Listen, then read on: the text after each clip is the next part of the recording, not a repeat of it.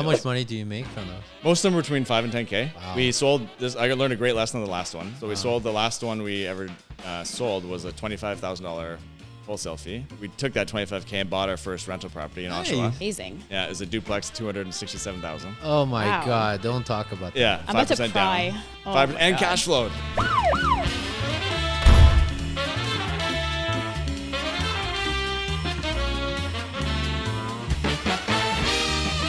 Hey, Sandy Mackay here, fake co-host of the Wealth Busters podcast today with the real co-hosts here, Cody and Nada. And on this episode, we're going to talk all over the place, actually. But we're going to talk about some really fun, exciting topics around wealth, building a foundational mindset so you can be super successful and wealthy in life. And we're going to follow the hosts as they build out an incredible show past this one. But this one's going to be a fun one, guys. So 100%. Sandy used to be a pro golfer and turned to a real estate investor, and also he owned a 7-figure, maybe 8-figure business in the real estate brokerage side of things. So there's a lot of things to learn. We mainly focus on mindset on this episode, but it's backed by true results. So if you want a good mindset backed by true results and you want to achieve real wealth, then stay tuned with this podcast. I heard your wife hired you to get into the real estate business. How did that start? true story. True story. Her favorite story. We should have had her on. Yeah. Right beside you. She's the like underlying behind all of it, right? So Yeah. Love it. That's true. I'm trying to do more of what she's done, which is leverage other people's success. Hire the right people, So I were should you say. leveraging her or she was We're leveraging both you? leveraging each other. We're both leveraging each other. Relationship But she goals. made a great hire, I would say, in her personal and professional. And she merged it all together. She did like the what's it called? The what's it called? The drag? No, the what's the thing when you can't pass a bug in a computer or something? It's the Bug? Can't pass. It's not a bug. Hack? It's don't the know. like Trojan horse. Trojan horse. Okay, Trojan Trojan horse. horse. Okay. Yeah. I was gonna start yelling tech terms. Like, Yeah, I know. I wasn't leading you to the answer there.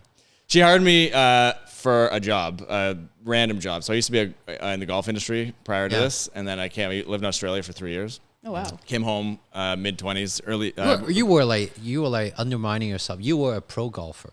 Well, I played in some events. Yeah. I taught some people. Yeah. And I realized that industry is a long road to making any sort of exciting things happen that I wanted to make happen in the world. Yeah.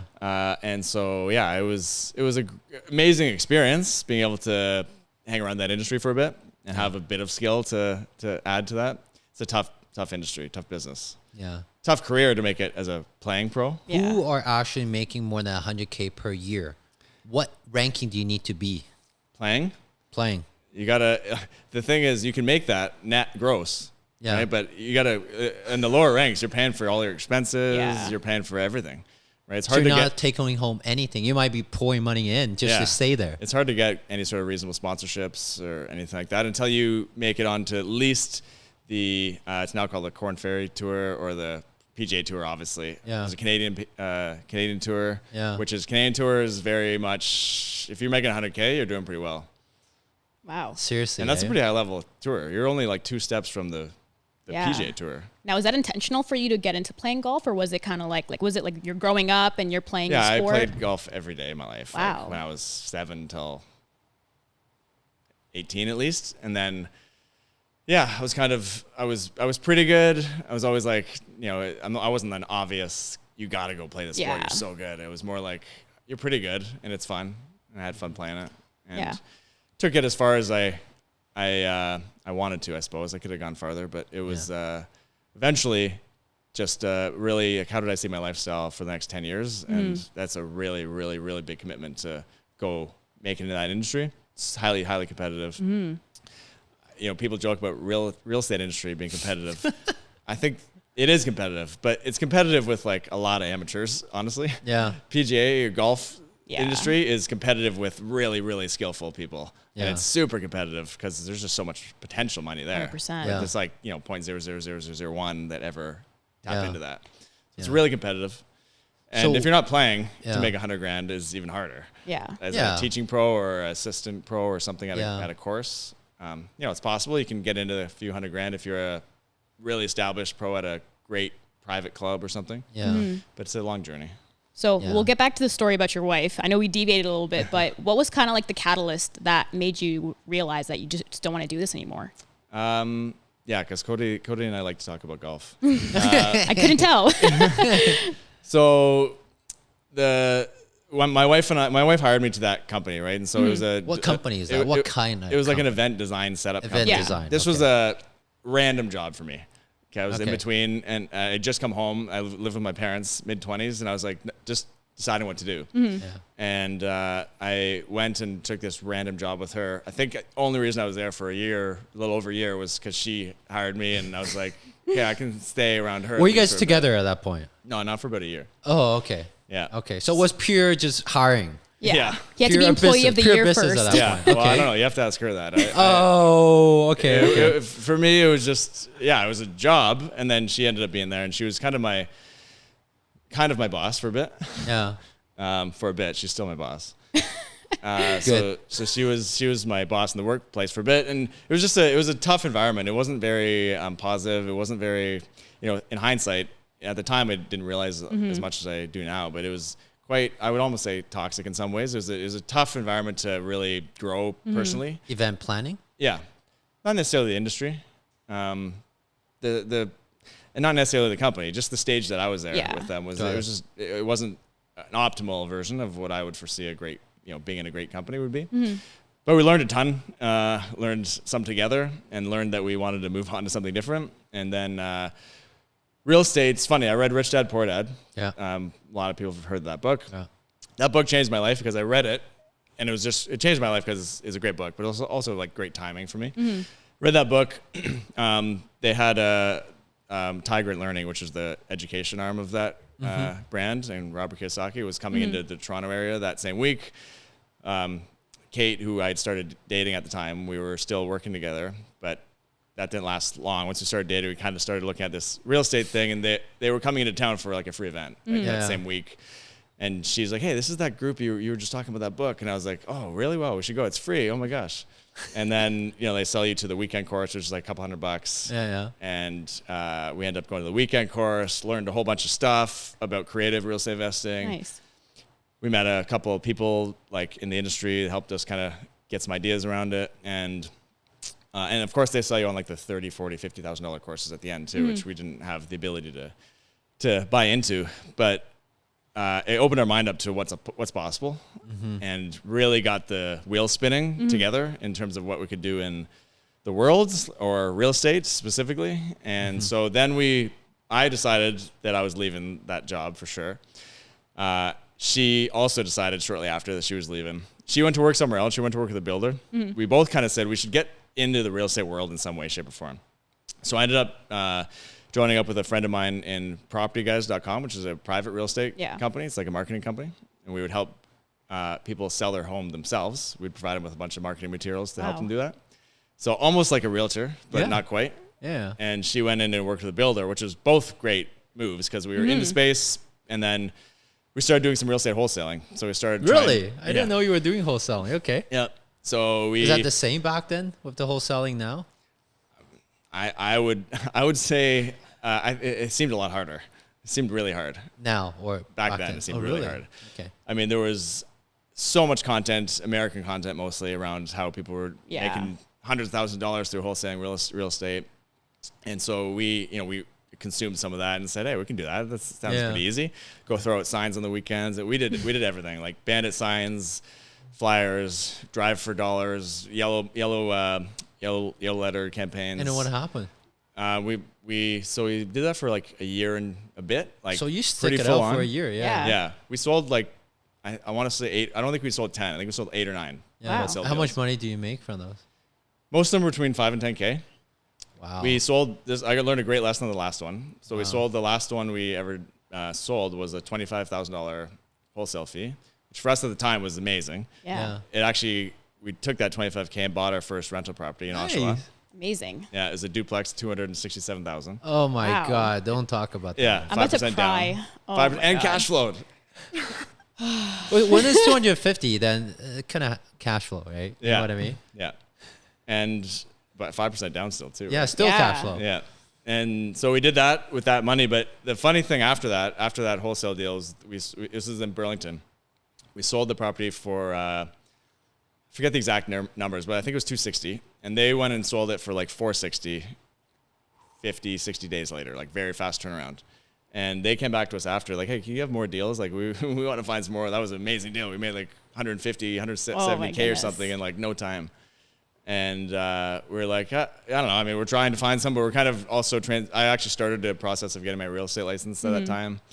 But they said, you guys should have just asked us for, like, you didn't have to wholesale it to us. Why didn't you just JV with us and make like 50% of the deal? We would have given you half the deal. JV with the seller? No, with the buyer. people With the who bought it buyer. from us. Okay. Did you guys know that was a possibility, or? Never really thought about that idea. That was never 100%. taught at the rich No, dad. we were for like that. 25 grand. Let's Yeah. go. We make Yeah. 25 grand. We could have made like 100 grand almost. Could have Yeah. made 80, 90, 100 Yeah. grand if we would have just partnered with them and did no work.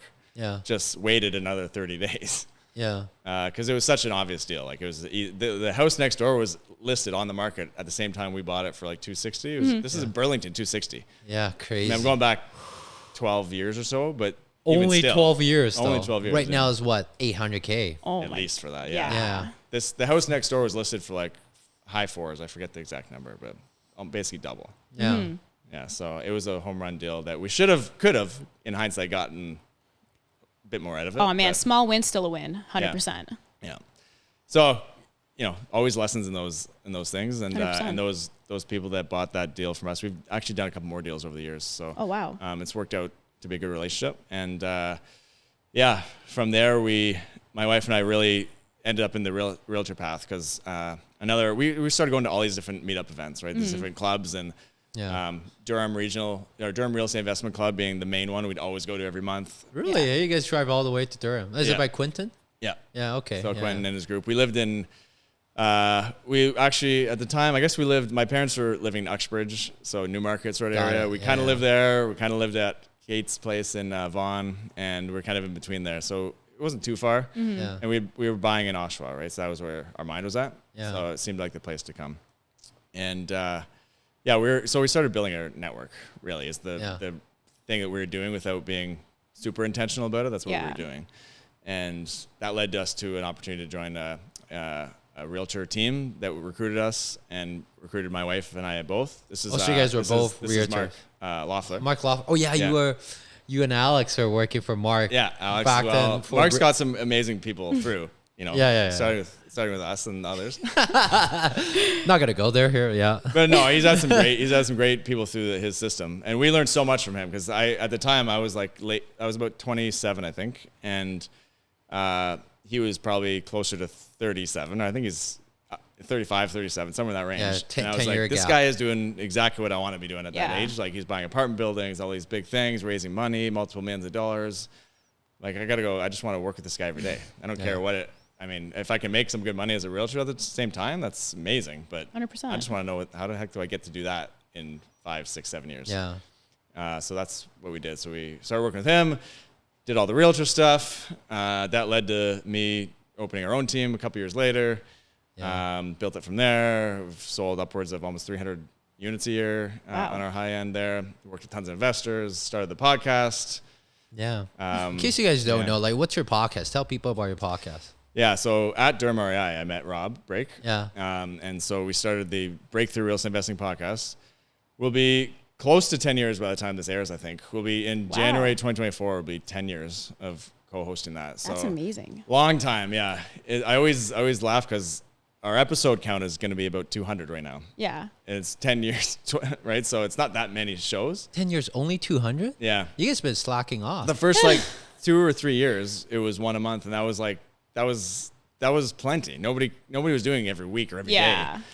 So one a month was fine. So the first 5 years was 50 shows, 60 shows. I already been That was on it. twice, so that means I'm 1%. You've done pretty good, yeah. I'm the 1% of the show. Yeah. I Thank think you. we've had a couple of people on 3 times maybe. Okay. Maybe Quentin might be one. Yeah. But yeah, we met there and started the show because we were talking about all this American stuff, and podcasts were really getting to be pretty big, but it was all Americanized, right? Yeah. So there was always little things we couldn't, especially like wholesaling. We were hearing all these things you could do there. We're like, you can't do that in Canada. That sounds illegal.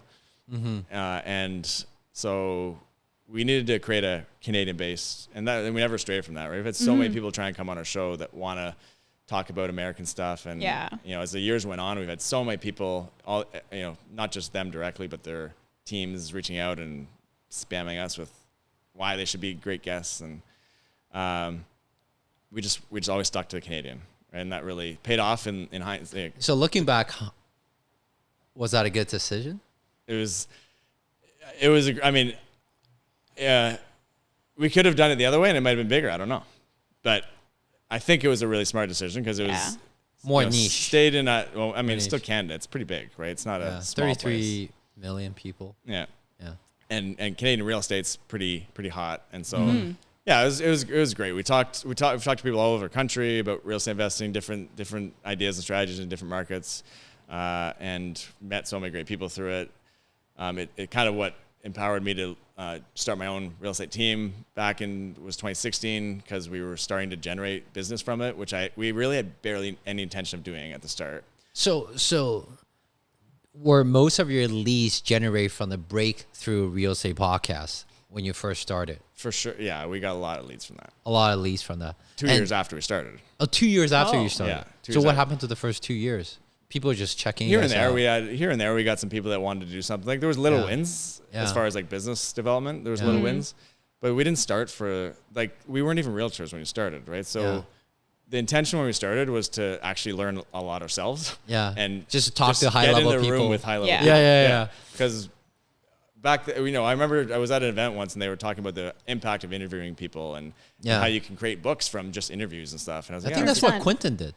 Probably, yeah. I think that's what Quentin did. Anyway, that's why people host investment clubs and that's why they do YouTube shows and all these things, right? Repurposing. Mm-hmm. Yeah. So the podcast it turned out to be that for us. Just we got to be in the room or the virtual room with people that we might not have otherwise, and put us on the map pretty quick in terms of like our authority in the space. And so when we got our licenses to sell, it was just another version of I should probably promote this a bit on the podcast. It'd be silly not to. Yeah. And we had a lot of investors reach out. I can't even equate the amount of financial return that I've got on that show because we've never tried to make money from the show directly. No, but and I think that's the best, right? When you have a true intention of just connecting with people, and guess what? There's a lot of people are like-minded, want to get the same question asked, but they never had the access you have or the platform you have. You're just asking it for them. 100%. And then you build the trust that way because you're like, oh, I thought the same. That was my question. Yeah. Sometimes the value derived from that is not like the ROI, like in financial terms. It's like the value that you provide to people. And now you are seen as that like leader. And branding, authority, it's hard to measure that. But, you get a lot of that from being in the room with 100%. Great people and great minds. And we've raised, aside from the realtor sales, I don't know how much millions of dollars we've raised through the show just from people reaching out with hey, I got a bunch of money to spend. I don't know what to do with it. And we're like, well, you've ever thought about maybe joint venturing or doing it? And then next thing you know, they're like, it's a lot easier to sell yourself as the investor person when you're there talking with all these experts right across the country. Correct. And so when they look you up for just inspecting you a bit, it's like due diligence. Yeah, due diligence. Yeah. It doesn't take long for them to go, I think I trust this person. Yeah. And so it's been easy, and there's been pros and cons to this, but we've easily been able to raise a bunch of funds to buy deals and do different things. I say easily, but it's felt easy over time because of, certainly in a big version because of the podcast. Yeah. Yes. So for people who for our listeners or someone who already have a podcast, they feel like the market is really saturated for podcasts or whatever. Would you still say the same? Should they start? Or in terms of your deal flow for a real estate business or money raised, was it getting harder even with you were one of the first, if not the first, real estate investing podcast? Did that get harder over the years because it's more crowded? Yeah, I would say yes and no. It got harder in a way. It also it's pro and con because podcasts blew up right now. Now I'm sharing a little bit different message. Now I'm saying we're the longest running show in Canada. Yeah. And people are more impressed now than they were when we were the only show in Canada sometimes, right? Yeah. So you can kind of tailor the message to the audience a bit. because 10 plus years starts to sound really cool when when podcasts are so big now. Yeah. Back then it was like, some people were like, what is a podcast? I don't even know what that is. Yeah. And so, yeah, we were the only show in town maybe, but some people had no clue what podcasts were. Yeah. Yeah. So it's kind of got better and worse, and like easier and harder, I guess, over the years in different ways. But I think that's part of just evolving with anything, right? Any sort of industry or strategy, you have to evolve with technology and all these things as they 100%. develop. If you're not curious to continually evolve, then you're gonna eventually lead to some really slower times. Yeah. So we've always tried to do that, but it's something that if I were starting a business today, any new business, podcasting would certainly be at or near the top of one way to generate, not necessarily like direct business, but just show your an authority and trust. Yeah. So like the way I look at it, like, I don't know if you agree, Sandy, like I run this Wealth Buster podcast. I don't have a specific topic. Yes, I am been well known for stock option investing, coaching and all that, backed by TD Bank and all that. But Wealth Buster is truthfully all about wealth. We talk about real estate. We talk the least amount about stock and option. We talk a lot about infinite banking, real estate, business, personal health, and all that. Right. So for me, this is the platform where I can really talk about the things that I cannot show character in my YouTube video because it's so stringent on the algorithm, right? Things I cannot share on my shorts where I'm reading a script or whatever. But this is where I can just sit down, have a conversation with you and free flow. And a lot of things really comes out.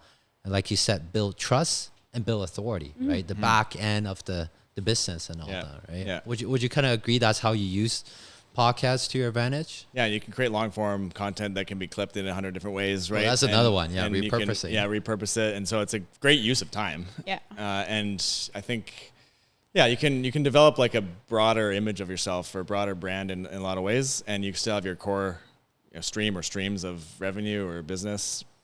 Wealth is to me, wealth is such a kind of broad topic. That's why you can start to go into health topics and it's still relevant. It's still relevant to making money, like everyone who wants to make money, ultimately, hopefully makes money and then goes, how do I build wealth now? Because wealth is not just money. And so now they want to talk about health, or they want to talk about different forms of like brand building or relationship health or all these different things, right? And so that's why I love that wealth is a really interesting, kind of broad, but obviously in line with everything you're doing. So I think that's how I think of it too.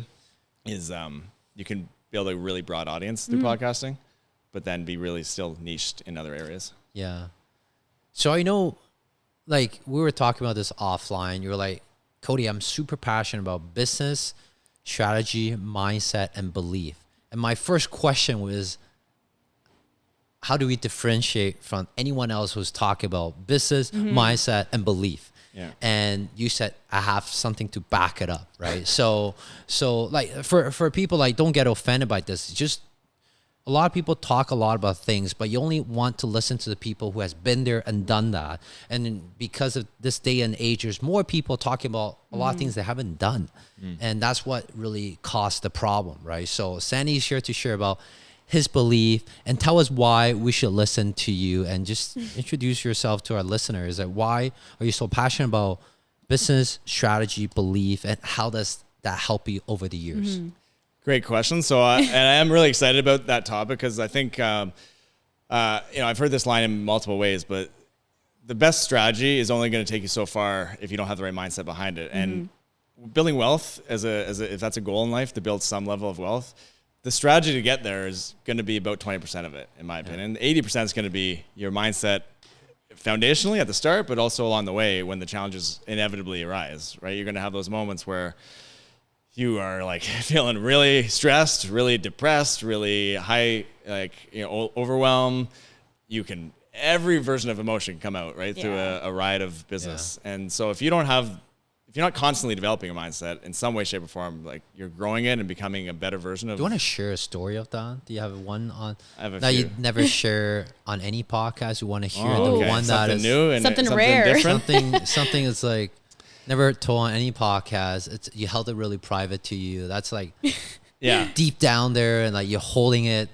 Right. If you talk about, you might cry about it. No pressure though. Yeah, I love it. I have a few of my own, but I just thought, because like we can talk about all this mindset, but people love story, right? So Let's talk why about not the share stories. one? Yeah. Well, so one of my main beliefs around sharing this type of stuff is that you have to tie it to your own personal stories, because most people, anyone can consume a book or something and start saying, well, in this book they said this and this and this, and you can sit up here and preach it. Yeah. But if you haven't experienced anything like that, it's very hard for someone to really jump in and really relate to it. And when you tell stories that are just real stories, I mean, nobody can argue with it and the lessons you've 100%. learned from it, because everyone's going to learn a little bit of a different lesson from each circumstance too, right? So it's just our experiences or my experience in the story. So I'll give you a story. I was telling my team member of mine this today on the drive up here. So it's very recent in my mind. Because we were talking about the mindset of being able to achieve a certain amount of wealth or a certain amount of financial wealth in life, right? And so if you're someone who is, making $100,000 today, and if you're making $100,000, to think about making $1 million, so 10 times what that is, It's hard. is a big thing to think jump. about, right? It's tough. Yeah. And to think about making maybe 150 or 200 seems maybe doable, right? Yeah. It's not kind of within reach. Yeah. I just work harder. Then I Just can work hit. harder, yeah. Which is maybe possible, maybe. Yeah. But sounds still like a lot of work to me. So to go to $1 million, you really need to change something drastically, right? You need to change your mindset probably in some way drastically. You need to maybe 100%. change your peer group. You need to change probably some pretty big things, but you don't need to change 100 things. You should change some big things. And that often that's even easier actually, because you just need to make one bigger decision versus like 100 small ones. Because to work harder every day consistently is really hard. Yeah. You need to every day wake need up and be leverage. consistent with that. Right. And so, taking you back from that, this is part of possibly one of the harder struggles I've had in life. Was I was very pretty good at everything growing up. I was pretty good athletically, Golf. pretty smart, pretty good at golf, Pretty good looking. pretty decent looking at least. I think maybe decent. I don't know. Not like I don't have the nice Asian skin like you, but Oh wow. okay. All right, okay, my turn. Yeah, we're the two least best looking on the set here. So Yeah. Wow. Yeah. Oh. You have to Guys. yeah. So I had to get everyone into there. But back then in early days, like let's say middle school, high school type times, somewhere in there, I was like started to feel a little different, right? Because I remember going through high school, I had a grade 9 or 10 or so where I started being like, I don't know what the hell the point is of this. Why am I learning this crap? Like, this isn't. I don't see the application in life. By the way, if anyone can feel the same way as Sandy or myself, that going through high school, university, don't know why you're doing certain things, leave us a comment, or maybe leave us a 5-star review. Tell us about that. Good one. Let's get back right back to the If you relate podcast. to Nada, just don't do anything. Just forgets me completely. Sorry, keep going. Yeah. So in high school, that's a tough thing to kind of go through, because I also have, I think I have a high sense of like relationships, and people are very important to me. And I've done all these personality assessments. Everything says that I have that more than like outcomes and results. I'm a lot more of a people oriented person.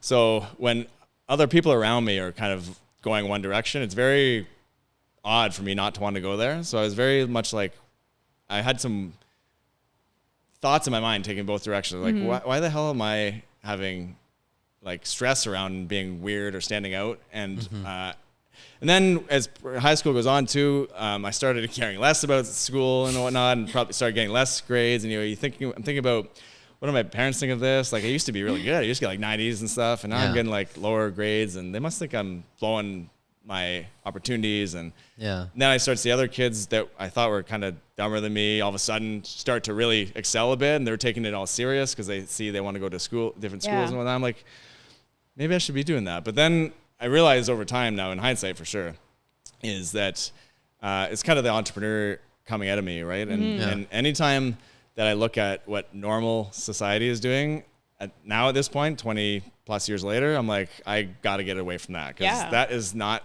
it's not for everyone, but that's not going to be where I'm like happy. I'm not going to be excited about doing normal type stuff. Normal life to me is not that exciting. Like, normal life is watching the news probably a lot, getting a lot of negative attention around yourself, feeding your mind with crap every day, and really very, very like average at best quality of life, and financial quality is not very high typically. So the results are not like normal is any good. So back then in high school, you were thinking about this?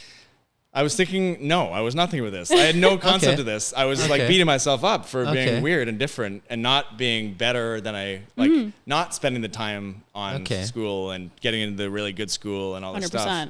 It's like, cause I didn't care about it at the time. I'm like, I don't see the value in doing it. Why do I want to work like that?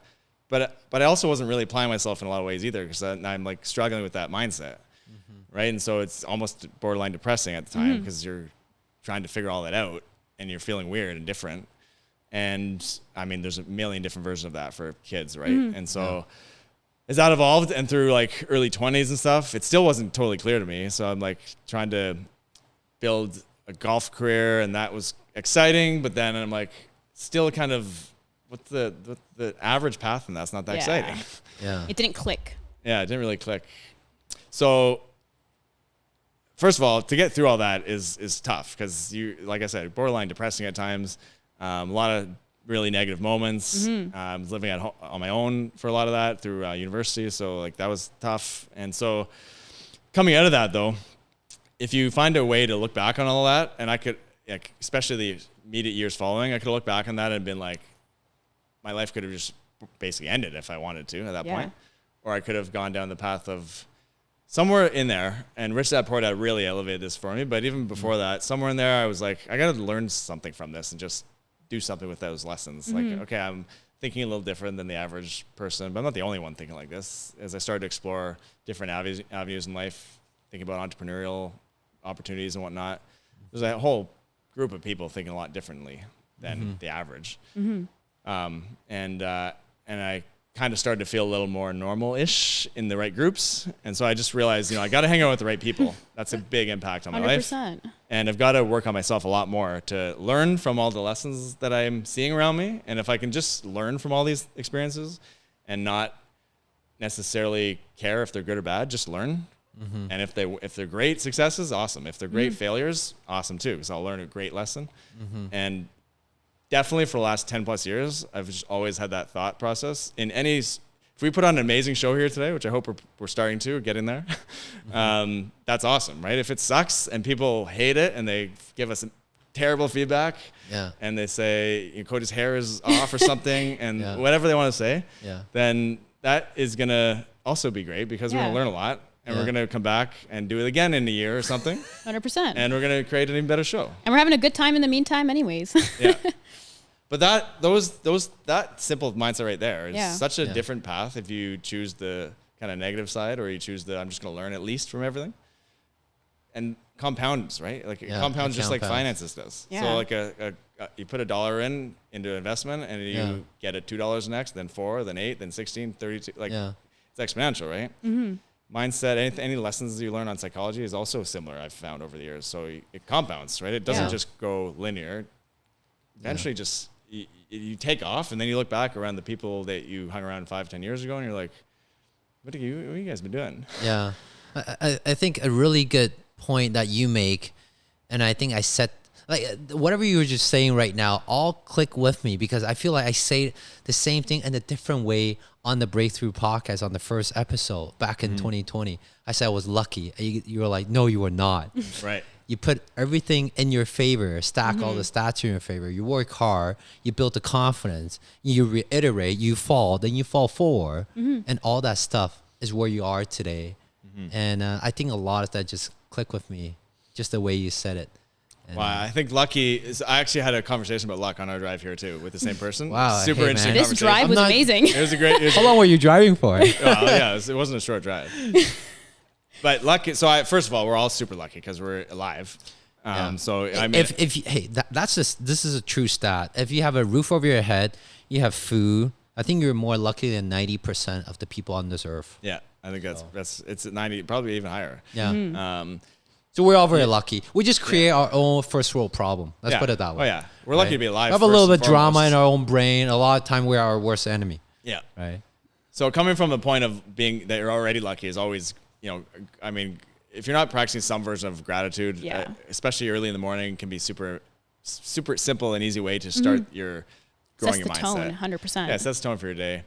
My biggest tip on that is what I do quickly is that I write down 3 things I'm grateful for the past 24 hours, just 24 hours, because that trains me to now go every day to look for those 3 things every day, like not something big like my wife for the 100,000th time I'm grateful for. Like that gets a little boring after a while, right? So but little things that she did that day might come into those, and those are even more, in my mind, they make a bigger difference than the big picture 100%. thing. I love her, obviously, but I love the way she looked at me that day or something. Little things like that are a lot more impactful.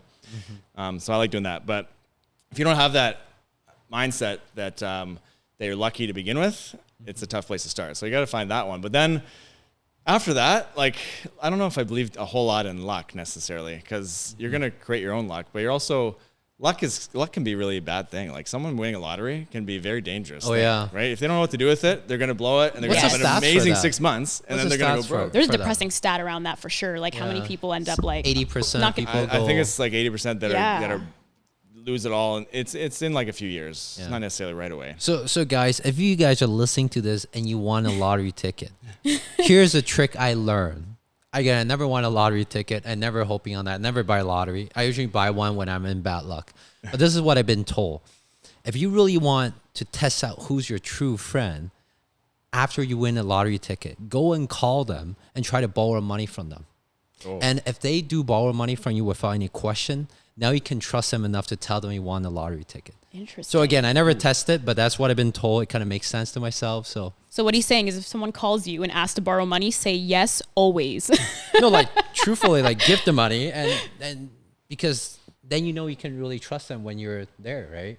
And then you can trust them enough to tell them you won a lottery ticket, and you know they won't take advantage of you, right? Because a lot of people, the moment they win a lottery ticket, not just friends, family member will come to them and try to take advantage of it. It's like, hey, what's $1 million worth to you, right? What's 100,000 worth to you? And then very soon they will, I'll give it out. Yeah. Okay. Anyway, I mean, if you won't give, if you, I mean, I often think about that. If anyone asks for anything from me, you want to try and feel abundant and not do stupid things. But if you're not willing to give or donate or give away $1 out of $100, you're never going to give $1 million out of $100 million. Right. And so being abundant thinking and giving before you receive is that's an amazing tip. I've never heard that actually. Yeah. So that's a really interesting piece of advice. I never tried it. I never win a lottery, but this is just goal of life, right? Even for this podcast or when I go out to golf club or when I mingle with everyone, I always think about how do I give value first? 100%. When I hang out with my godfather, they're double my age, right? But I can always think about ways to give value. Can I help them with planning? Can I help them with finding a restaurant that they were never thought about? Can I help them with certain things that you might not need money, but they need certain type of energy, but things from a different perspective, right? And you always provide that, never ask for anything in return and build the trust, right? Because if you go in to do something, you want something, it's so obvious, right? And people will just stay away from you. 100%. Right? It's because it's like, I think for people like us who also believe in the same thing, English, it's because we derive value from just fulfillment, like just helping people, and like the ROI from helping people is that fulfillment. And I think that's a really important thing, because whenever we think of wealth or we think of value, we were talking about this earlier, like wealth can mean money, but it can also mean like abundance. It can mean like having your health. It can mean like having the people around you. So it's like, where are you getting that fulfillment from? So anyone that I've known it's not everyone, but I guess vast majority of people that have achieved high things in life ultimately get to that, like financially or otherwise, you succeed a ton, and then you go, well, I want to get back, because that's the fulfilling is the most exciting part of that. 100%. But why not give back along the way? Exactly. Right? I think that's worth it. Dollar cost averaging, you'll make more change. Cheers to that one. Good one. Thanks, guys. With your cup. I'm just gonna grab it here, but it's too far away. Cheers. Woo. So like along the way, that's one of my favorite financial little tidbits that we can add in here, is that if you're not coming up with a model to become financially free, but within that model, you should create room in that for contributing or donating or charity and also investing. Most people don't take a amount of money off the top of their salary if they earn something consistent. They're not taking a percentage off the top to invest or to donate. Those are the two most, you got to pay for your stuff as well. But build your plan also with small amounts or to start with. If it's 1%, that's fine. 1% to invest and 1% to contribute or donate. Yeah. Those are very, very, very subtle and amazing habits to get into, because you can always up the percent, but just the habit of it. And I tell people this all the time, but most people would say, I can't afford to do that. I need everything to pay for whatever, rent and everything. You're like, yeah, you can't spend, like I said before, you'll never donate $1 out of 100 if you'll never donate $1 million out of 100 million if you don't at least donate first $1 out of $100. So a lot of people that are looking at successful people outside in, and they're looking at them going, well, they should just give more money away, give more money away. Yeah, but are you donating $1 out of the $100 that you make? Exactly. Because if you aren't, then you're totally not on point with that one. And you can easily do that, though. You can easily start with a small percentage, and then you can always up it. But amazing habit to get into is just start investing and contributing, donating. 100%. Small percentage of that income. Yeah. And if you're focusing on charity starts at home and you want to take care of yourself first, I mean, donate some time, help out in any way, shape, or form, give back. Speaking of donation, I'm going to selflessly plug in, because we have a boot camp coming up on December 16 and 17, where I help like-minded investor, a lot of real estate investor, how to get consistent cash flow through our said and done strategy. This is the reason why I was constantly invited by TD Bank to go back and share. We're running this boot camp, and it's really cheap, relatively cheap. So comment below or message me on any social media platform. I can get you the link. It'll be a 2 full day. I'll teach you everything about said and done strategy, how you can make consistent cash flow through stock option investing. And 10% of the proceeds of that will go directly to Sick Kids Hospital. Amazing. Awesome. Nice. I was waiting for the donation there. Yeah. I was like, is it to you? What? Yeah. I've been shameless. You said shameless. So I was like, I guess how shameless are we getting there? So we're coming up to, we're being having a good chat about mindset, strategy, and all that. Tell us where you are after 10 years of creating this podcast, and where are you going for the next 5 years? Good one. The podcast really has been a lot of the foundational piece to what I've done. Top end of the funnel, right? Yeah. It brings you all the trust, authority, gives you the active income. I had no idea that was going to be the case when I started it, Yeah. but it's turned into that. And I think Rob would say similar for himself. Yeah. Because we've co-hosted, even co-hosting something for 10 years is a big feat, because it's like Yeah. being married in a lot of ways for 10 years. It's not exactly always smooth, right? Yeah. So we've had a good run with that. And over that course of time, I've started the realtor teams. I've opened a Keller Williams brokerage. Yeah. How's that going so far? Would you open the brokerage again? If you can. You know what? It's been a very interesting. It's been 2.5 years. Yeah. It's been super interesting. I'm really thankful I have Keller Williams behind the scene, like as a franchise to deal with, because they have so many systems and models to work off of that allows me to leverage quicker, and allows my team that's there to leverage other offices, because it's the biggest franchise in North America by quite a bit. Saves a lot of time for sure in setting processes. Yeah. So I've been able to leverage a lot of my time out of that relatively fast compared to other businesses that I've started. And so it's been really good. I believe in Keller Williams a lot because it's an education-backed company. And so it's like they often say it's a coaching, training, consulting company that just happens to be in real estate, which is a lot of the lens I look at in everything I do now.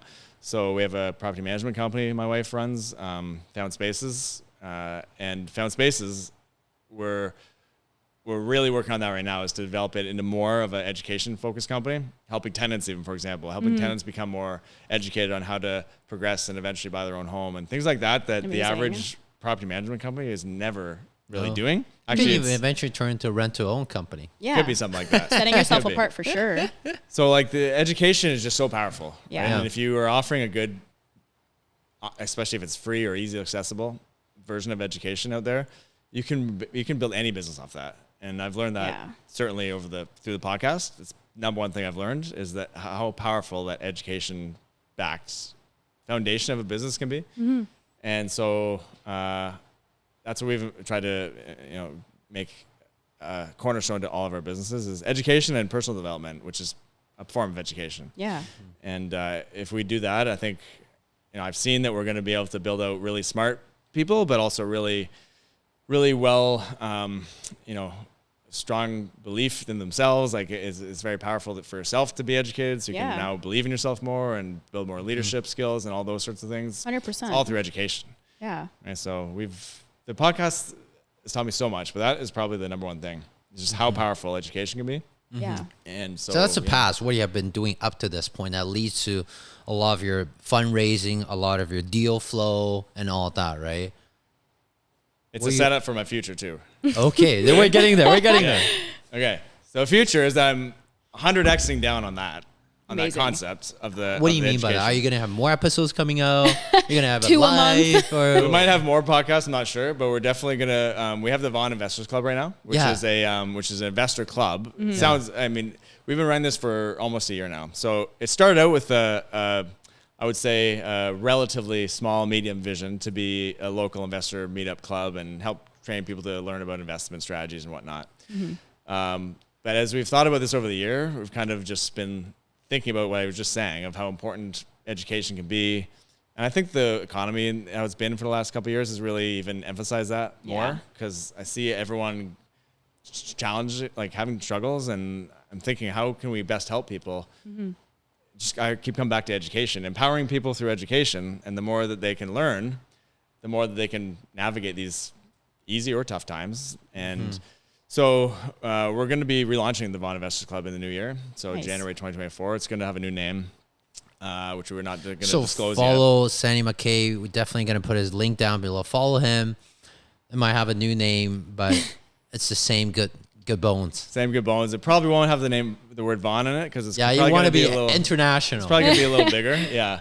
Have a little bigger vision. And Canada Investment Club. North American Investment Club. Maybe global. Planet. Global. Yeah. Earth Investment Planet. Club. Yeah. Mars, maybe. Oh my goodness. Yes, you got to think big, right? You got to have a 100%. having a vision in business is something I've learned that I'm pretty good at naturally, but it's also something I've worked on because I think it's so important. And that's what we're working on doing, is we're casting a much bigger vision for that investment education platform and making it a lot more accessible to certainly across Canada. And we're gonna have amazing events. I'm really excited with some of the things we're putting together. We'll chat about that. I think you can probably we're gonna chat about, because help us with that, or help yourself with that, or help everyone with that, right? I think we can have a great. Yeah, for people that doesn't know about Wealth Buster, like when I started this podcast, my vision was to start an in-person event, more than 1,000 people. You know, like my friend Seth Ferguson already hosts one. You know, first year 900 people, and then 2,500 people, and this coming year I might be a guest speaker on it as well. But I want to host my own, because his is more focused on multifamily. I want to talk more about wealth and all that, so we can definitely chat more about it. Yeah, wealth is a great topic. We were talking about it before, right? I love wealth in all forms. There's so many versions of it, well beyond money. Yeah, 100%. So I think there's lots to talk about there. I think maybe we'll collab on some things. Cool, sounds good. For Well, sure. thanks for coming out, Fendi. All right, thank you guys. That was awesome. Appreciate it. Stretch for me. I needed that. Cool.